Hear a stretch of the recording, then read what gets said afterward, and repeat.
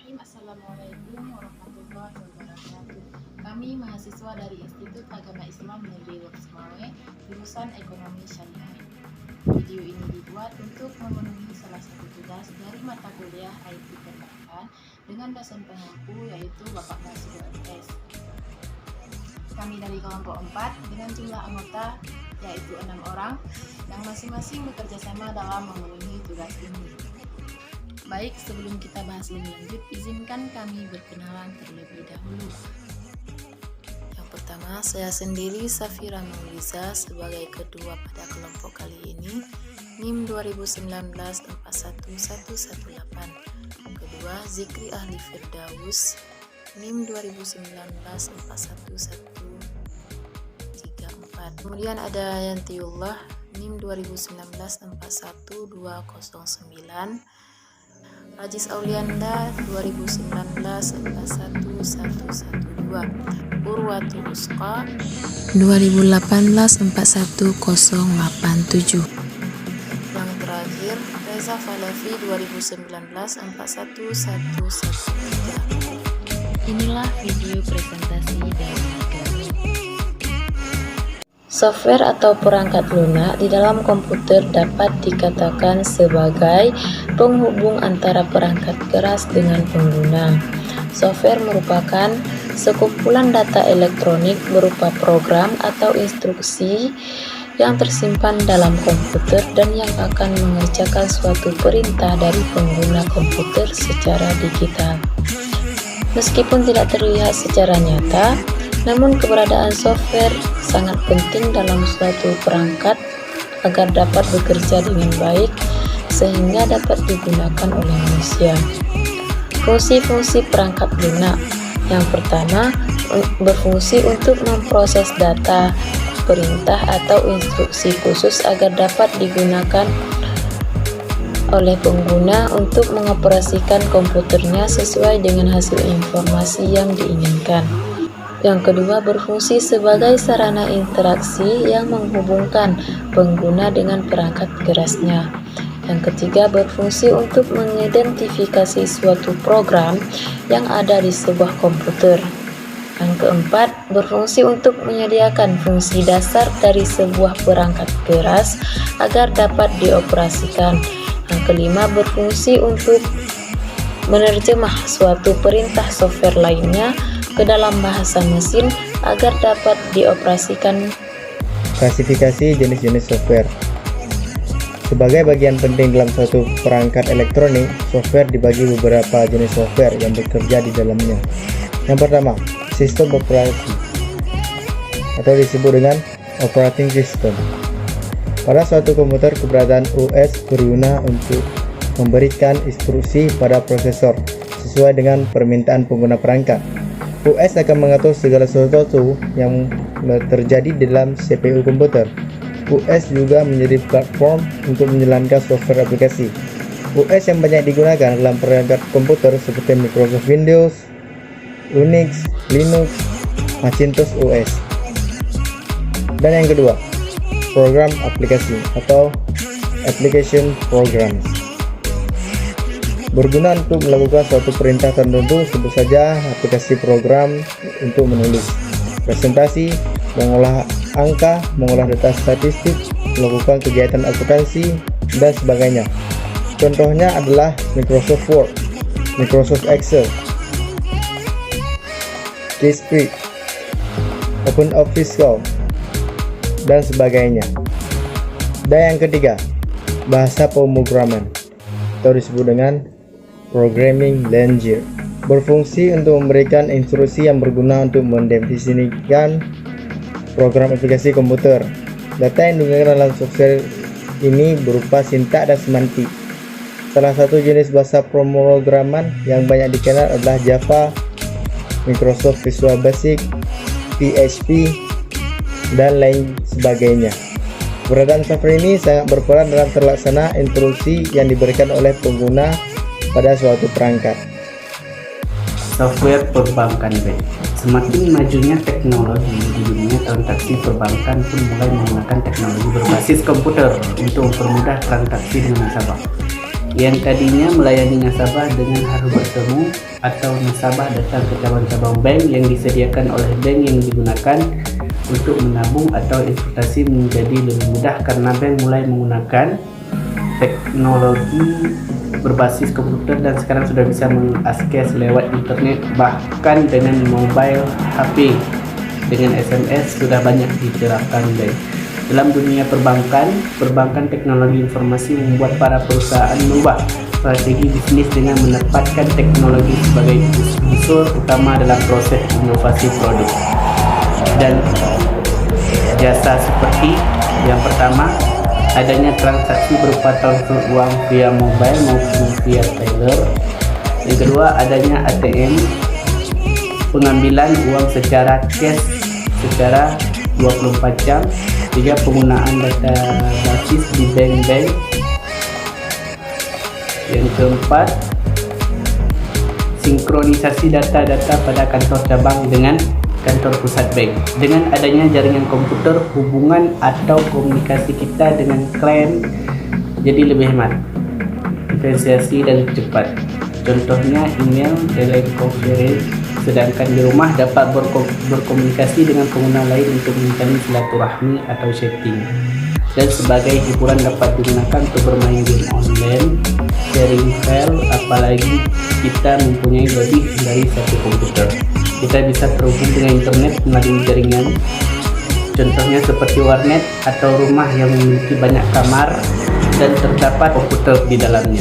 Pada dunia perbankan teknologi informasi membuat para perusahaan mengubah strategi bisnis dengan menempatkan teknologi sebagai unsur utama dalam proses inovasi produk dan jasa, seperti hal pelayanan elektronik, transaction atau e-banking melalui ATM, phone banking, dan internet banking. Misalnya merupakan bentuk-bentuk baru dari pelayanan bank yang mengubah pelayanan transaksi manual menjadi pelayanan transaksi yang berdasarkan teknologi. Support perbankan non-bank. Perusahaan keuangan bukan bank adalah lembaga keuangan yang menawarkan berbagai layanan perbankan. Umumnya lembaga ini tidak diperbolehkan mengambil simpanan giro tradisional dana yang tersedia, seperti yang ada di giro atau tabungan dari publik. Fungsi dan peran lembaga non-bank: mengurangi penimbunan dana dengan menyatu pemberi pinjaman atau penabung dan peminjam.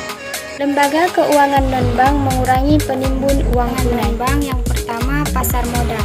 Pasar modal adalah pasar di mana instrumen keuangan jangka panjang seperti obligasi, ekuitas, reksadana, dan instrumen derivatif diperdagangkan. Pasar modal berfungsi sebagai alternatif sumber modal perusahaan dan investasi publik. Yang kedua, pasar uang. Pasar uang adalah mengacu pada perdagangan investasi hutang jangka pendek. Yang ketiga, pasar falas. Pasar falas adalah tukar-menukar antara satu mata uang dengan mata uang lain dari negara lain. Pasar falas merupakan salah satu pasar dengan nilai perdagangan terbesar di dunia, mengalahkan saham dan instrumen keuangan lainnya. Yang keempat, pegadaian. Pegadaian adalah penahanan suatu barang milik pihak lain oleh suatu pihak bank dengan pemberian hak kepada bank untuk mengambil pelunasan atas piutang bank kepada debitur. Yang kelima, leasing, beli atau hibah. Yang ketujuh, anjak piutang. Anjak piutang adalah transaksi keuangan di mana perusahaan menjual piutang perusahaan ke pembiayaan yang berspesialisasi dalam membeli piutang dengan harga diskon. Yang kedelapan, modal ventura. Modal ventura adalah pembiayaan yang terdiri dari dana atau perusahaan yang menyediakan modal ventura untuk mendukung perusahaan dan organisasi lain dengan harapan memberi laba atas investasi yang besar. Yang kesembilan, koperasi simpan pinjam. Koperasi simpan pinjam adalah lembaga yang bergerak dalam keuangan dengan kegiatan usaha menerima simpanan. Pertimbangan dalam memilih software perbankan lembaga keuangan Indonesia termasuk bank sudah lebih cepat dan intensif dibandingkan sektor atau jenis industri lainnya dalam menerapkan teknologi komputer dan memberikan pelayanan nasabah. Beberapa contoh jenis teknologi komputer tersebut diantaranya mesin otomatis, teller mekanik, berbagai jenis kartu kredit. Kriteria memilih software perbankan yang secara umum berdasarkan pertimbangan. Untuk pertama, kemampuan dokumentasi atau penyimpanan data, jenis dan klasifikasi data bank yang relatif banyak harus bisa ditampung oleh software. Yang kedua, keluasan flexibility. Ketiga, sistem keamanan sebagai lembaga masyarakat. Yang keempat, kemudahan pengguna unsur Vindi. Yang kelima, sistem pelaporan operating system, data atau informasi yang dibutuhkan. Yang keenam, aspek pemeliharaan. Kinerja software perbankan diharapkan relatif stabil selama bank beroperasi. Yang ketujuh, skor kode. Software perbankan biasanya merupakan program paket yang kompil sehingga menjadi eksternal file. 8. Struktur informasi yang berhubungan antara sistem aplikasi bank. Hubungan antara sistem aplikasi pada bank, operasional bank, yaitu dibagi menjadi beberapa bagian, yang diantaranya deposito, giro, kartu kredit, pendampingan bank. Sistem aplikasi perbankan. Sistem aplikasi perbankan adalah penggunaan komputer dan alat-alat pendukungnya dalam operasional perbankan yang meliputi pencatatan, perhitungan, peringkasan, penggolongan, dan pelaporan semua kegiatan di bidang perbankan. Kegiatan tersebut bisa meliputi administrasi, akuntansi, manajemen, pemasaran, atau bidang lain yang mendukung kegiatan perbankan. Sistem aplikasi yang bisa dikatakan hampir semua bank sudah menerapkan sebagian atau seluruhnya adalah sistem pengolahan aplikasi yang berkaitan dengan pengelolaan dana masyarakat. Aplikasi perbankan adalah mobile banking BCA Mobile, aplikasi BCA Mobile, mobile banking OMB Niaga, mobile banking Permata Internet Banking, Mandiri Online, Genius BTM Mobile Banking, BRI Mobile Banking, BNI Mobile Banking, dan sistem aplikasi komputer perbankan yang lengkap dan terintegrasi satu sama lain, mencakup sistem informasi keuangan,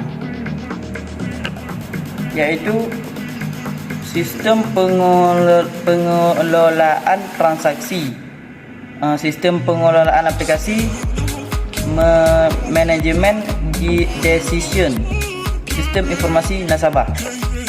Sekian presentasi kami kali ini, lebih dan kurang kami mohon maaf. Kami akhiri, assalamualaikum warahmatullahi wabarakatuh.